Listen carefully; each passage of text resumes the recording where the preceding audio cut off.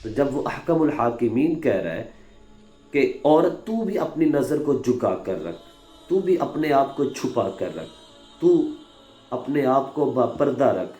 اب کوئی عورت یہ کہے کہ اس سے کیا ہو سکتا ہے، ہماری نیت صاف ہے، تو میں اس بہن سے صرف اتنی گزارش کرنا چاہتا ہوں کہ تو اپنی پیدا کردہ چیز نہیں ہے، تجھے رب نے بنایا ہے.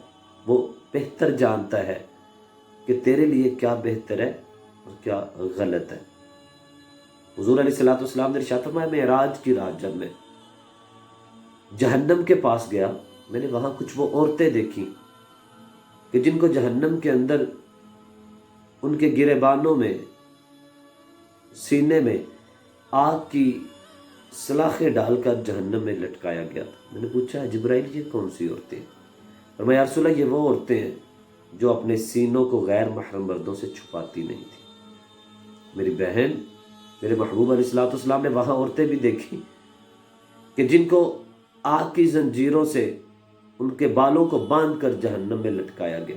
یا رسول اللہ، یہ وہ عورتیں ہیں جو اپنے بالوں کو غیر محرم مردوں کے سامنے چھپا کر نہیں رکھتی تھی.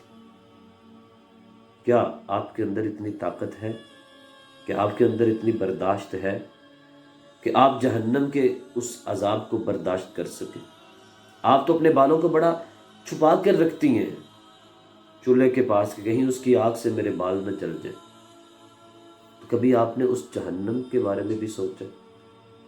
ہمارے ہاں گناہ تو بڑھتے جا رہے ہیں نا، اور اگر کوئی عورت پاک دامن رہنا چاہتی ہے، کوئی عورت اپنے آپ کو باپردہ رکھنا چاہتی ہے، تو خاندان کی عورتیں اسے تانا دیتی ہیں، تو کس دور کی بات کرتی ہے، تجھے جدید تقاضوں کا نہیں پتا. اور وہ کیا کرتی ہیں، اس بیچاری کو بھی گناہوں میں ڈالنے کی کوشش کرتی ہیں، اس کو بھی گناہوں کی طرف راغب کرنے کی کوشش کرتی ہیں. ایک سب سے بڑا گناہ کرنے کا جو سبب ہمارے ہاتھوں میں، وہ موبائل ہے. سیلفی لی، اب وہ سیلفی جو ہے وہ کون کون دیکھ رہا ہے، کس کس نے دیکھا اس کو. یہاں تک حکم ہے کہ ایک عورت اپنے شوہر کے سامنے کسی دوسری عورت کے اوصاف بیان نہ کرے.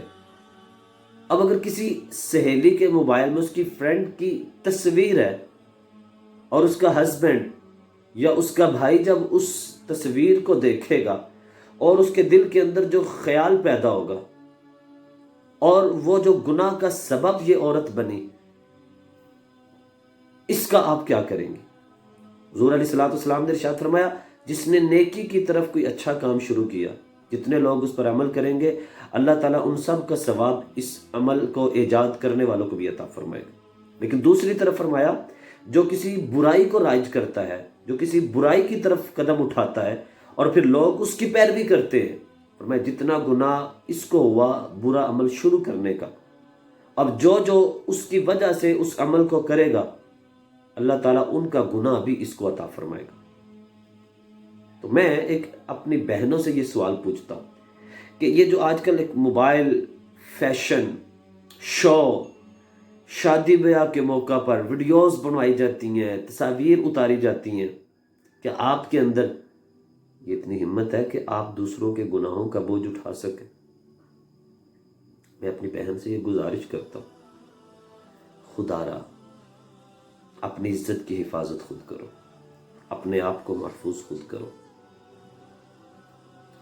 ایک بزرگ بیٹھے تھے، ایک نوجوان لڑکی ہے، اس نے کہا، بابا مجھے عورت اور لڑکے کے بارے میں ایک سوال کرنا ہے کہ عورت کو پردے کا حکم کیوں ہے جبکہ مرد کو نہیں ہے. تو بابا جی نے بڑا پیارا جواب دیا، بیٹا ذرا بیٹھو، میں آپ سے ایک سوال کرتا ہوں کہ آپ کبھی سنیار کے پاس جاؤ تو اس کے آگے ایک شیشے کا میز پڑا ہوتا ہے، پھر اس کے اندر دراز ہوتا ہے، وہاں ایک بڑی خوبصورت ڈبیا ہوتی ہے، اس کے اندر ریشم جیسا نرم کپڑا ہوتا ہے اور اس کے اوپر ایک ہیرا رکھا ہوتا ہے. بیٹی بتاؤ اس نے اس ہیرے کو چھپا کر اتنا محفوظ کر کے کیوں رکھا ہے؟ بابا اس لیے کہ اگر اس کو خراش لگ گئی تو اس کی قیمت اتنی نہیں لگے گی، اس لیے اس کو محفوظ کر کے رکھا ہے. بابا نے کہا بازار میں ایک طرف لوہا پڑا ہے، اس پر زنگ لگا ہے، اور ایک طرف وہ لوہا ہے جو بالکل صاف ہے، تو جب ان کا وزن کیا جائے گا تو قیمت کس کی زیادہ یا کم؟ بابا دونوں کی قیمت ایک ہی ہے۔ تو بزرگوں نے ایک پیارا جواب دیا، کہا بیٹی اللہ نے تم کو ہیرے جیسا بنایا ہے کہ تمہیں محفوظ رکھا جائے۔ اگر عورت کی عزت پر ہلکی سی بھی آنچ آ جائے نا تو کہا اس کی معاشرے میں وہ وقعت نہیں رہتی، اس کی اہمیت کم ہو جاتی ہے۔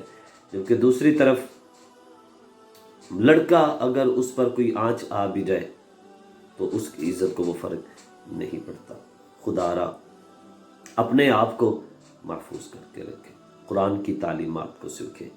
جو لوگ ان الذین یحبون ان تشیع الفاحشۃ فی الذین آمنوا لہم عذاب علیم، یہ جو لوگ ویڈیوز تصاویر کے ذریعے بے حیائی پھیلاتے ہیں، اللہ تعالیٰ فرماتا ہے ان کے لیے دنیا میں اور آخرت میں دردناک عذاب ہم نے تیار کر کے رکھا ہے۔ تو میں آپ سے گزارش کروں گا کہ باپردہ رہیں، اللہ آپ کو دونوں